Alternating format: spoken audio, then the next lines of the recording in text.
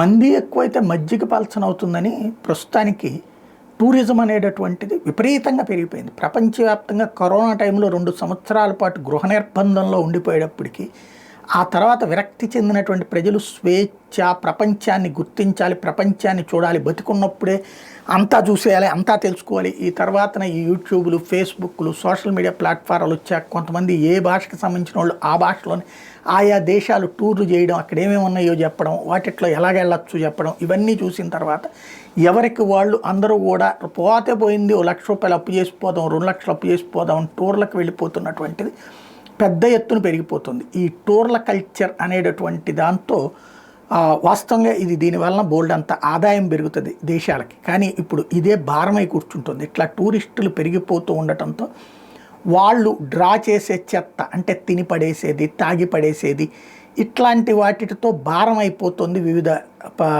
Tourism స్పాట్స్కి, ప్రపంచంలో ప్రఖ్యాత tourism spots.